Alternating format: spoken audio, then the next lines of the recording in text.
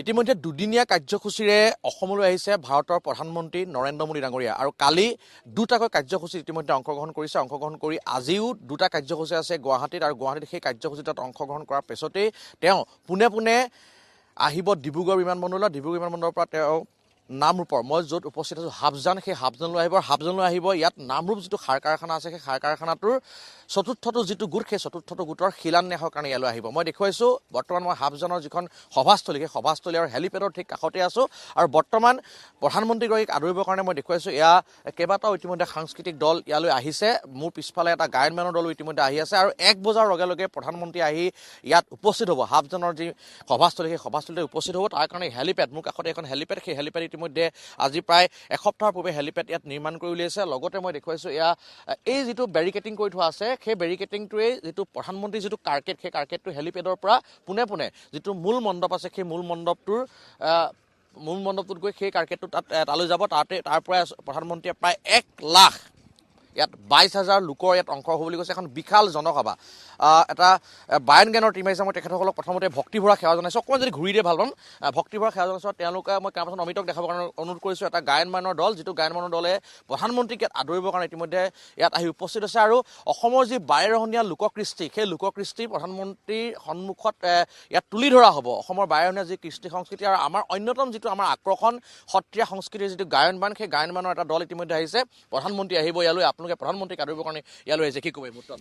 প্ৰথম কথা হ'ল প্ৰথমতে আমাৰ ভাৰতৰ প্ৰধানমন্ত্ৰী আমি তেখেতক আমি অসমলৈ স্বাগতম জনাইছোঁ আৰু তেখেতে আজি নামৰূপত আহিব আৰু নামৰূপত আহিব কাৰণে আমাৰ মহাপুৰুষ গুৰুজনে দি থৈ যোৱা আমাৰ যি সংস্কৃতি সেই সংস্কৃতিয়ে তেখেতক আমি আদৰণি জনাবলৈ আহিছোঁ। মই অকণমান যদি পৰিৱেশন কৰা অকণমান সৰুকৈ যদি পৰিৱেশন কৰি দিয়ে ভাল পাম, কাৰণ মই পুনৰবাৰ কৈছোঁ যে প্ৰধানমন্ত্ৰীক আজি ইয়াত অসমৰ যি 12ৰহণীয়া যি সংস্কৃতি সেই লোককৃষ্টি ইয়াত তুলি ধৰা হ'ব প্ৰধানমন্ত্ৰীৰ সন্মুখত। আৰু মই পোনে পোনে গায়নবানৰ মাজলৈ গৈছোঁ আৰু সেই গায়নবানে প্ৰথমেই প্ৰধানমন্ত্ৰীক তেওঁ যেতিয়া হেলিকপ্টাৰৰ পৰা নামিব ইয়াত হাফজান, সেই হাফজান অঞ্চললৈ হাফজানৰ যিহেতু এটা বৃহত্তৰ অঞ্চল, নামৰূপ এটা বৃহত্তৰ অঞ্চল, সেই নামৰূপলৈ স্বাগতম জনাওঁ। মই পোনে পোনে গায়নবানৰ মাজলৈ গৈছোঁ। হৰি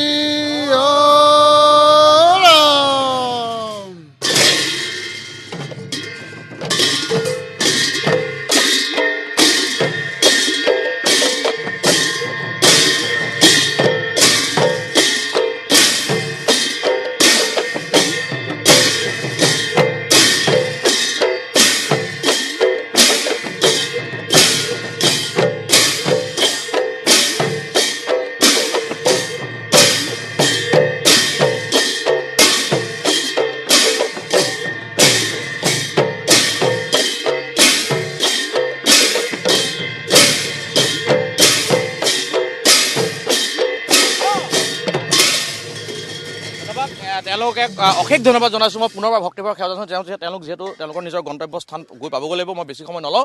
ধন্যবাদ। আৰু মই পুনৰবাৰ কৈছোঁ এয়া হৈছে অসমৰ লোক সংস্কৃতি আৰু সেই লোককৃষ্টিক দাঙি ধৰাৰ প্ৰয়াস কৰিছে আজি নামৰূপত। আৰু অকল গায়নবানেই নহয়, গায়নবানৰ সমান্তৰালকৈ অসমৰ 12ৰহণীয়া যি কৃষ্টি সংস্কৃতি প্ৰধানমন্ত্ৰীৰ আগত ইয়াত দাঙি ধৰা হ'ব, তুলি ধৰা হ'ব। তাৰ কাৰণে ইতিমধ্যে এটাৰ পিছত এটাকৈ সাংস্কৃতিক যিসমূহ দল সেই দলসমূহ ইতিমধ্যে ইয়ালৈ আহিছে আৰু আহি তেওঁলোকে নিজৰ নিজৰ স্থান ইতিমধ্যে গৈ উপস্থিত হৈছে। মই দেখুৱাইছোঁ এয়া হৈছে নামৰূপৰ হাফজান আৰু হাফজানতে আজি এখন বিশাল জনসভাত অংশ ল'ব আৰু সেই জনসভাখনত অংশ লোৱাৰ উদ্দেশ্য যিটো নামৰূপৰ যিটো সাৰ কাৰখানা আছে সেই সাৰ কাৰখানাৰ চতুৰ্থটো গোট ইয়াত আজি প্ৰধানমন্ত্ৰী ডাঙৰীয়াই শিলান্যাস কৰিব। প্ৰায় 11,000 কোটি টকা ব্যয় সাপেক্ষে নিৰ্মাণ হ'বলগীয়া এই যিটো চতুৰ্থটো গোট সেই চতুৰ্থটো গোট ইয়াত নিৰ্মাণ হ'ব আৰু এই গোটটো নিৰ্মাণ হোৱাৰ পিছত ইয়াত প্ৰায় 12 লাখ মেট্ৰিক টন ইউৰিয়া উৎপাদন হ'ব।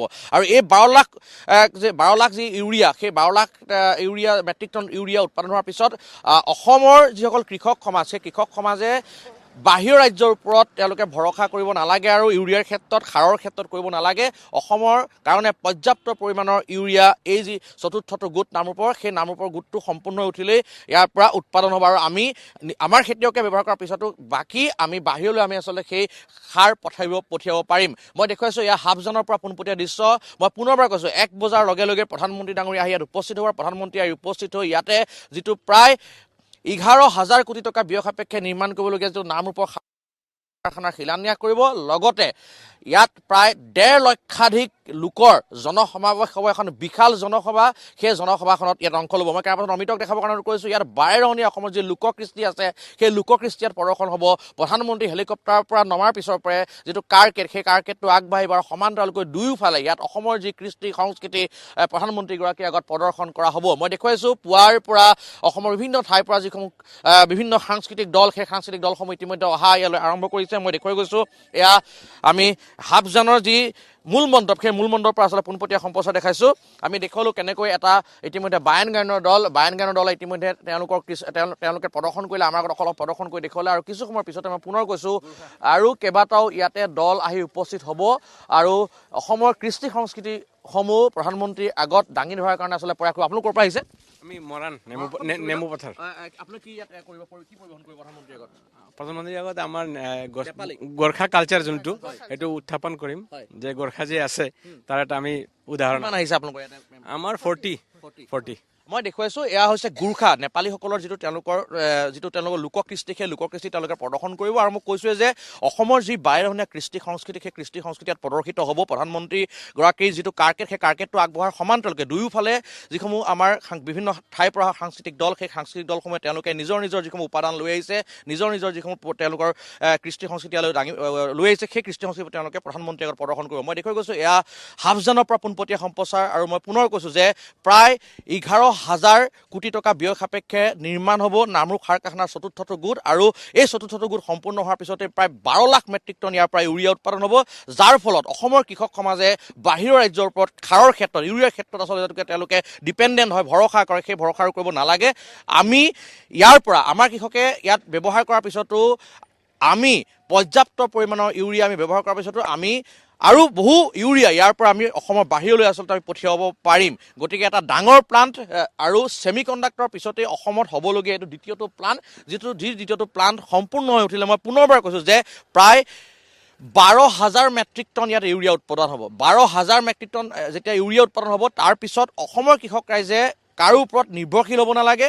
অসমৰ ৰাইজে অসমত উৎপাদন হোৱা এই নামৰূপ যিটো সাৰ কাৰখানাৰ চতুৰ্থটো গোটৰ পৰা উৎপাদন হোৱা ইউৰিয়া ব্যৱহাৰ কৰিব পাৰিব। আৰু তাৰ পিছত তেওঁলোকে ব্যৱহাৰ কৰাৰ পিছতো আমি বহু পৰিমাণৰ ইউৰিয়া ইয়াৰ পৰা আমি বাহিৰৰ দেশলৈ আচলতে পঠিয়াওঁ। গতিকে এটা ডাঙৰ প্লাণ্ট, ডাঙৰ এটা চতুৰ্থটো গোট নামৰূপ সাৰ কাৰখানাৰ এই চতুৰ্থটো গোট শিলান্যাস কৰাৰ পিছতেই প্ৰধানমন্ত্ৰী ডাঙৰীয়া এখন বিশাল জনসভাত অংশ ল'ব, যিখন জনসভাৰ কাৰণে ইতিমধ্যে মই দেখুৱাইছোঁ। মোৰ পিছফালে আপুনি যিটো দেখিছে, ইয়াতে আচলতে প্ৰায় 1.5 লক্ষাধিক লোকে ইয়াত অংশগ্ৰহণ কৰিব। প্ৰায় 1.5 লক্ষাধিক লোকে য'ত উপস্থিত থাকিব, তাতেই মুখ্যমন্ত্ৰীয়ে প্ৰায় 1.5 লক্ষাধিক লোকক উদ্দেশ্যি ভাষণ প্ৰদান কৰিব।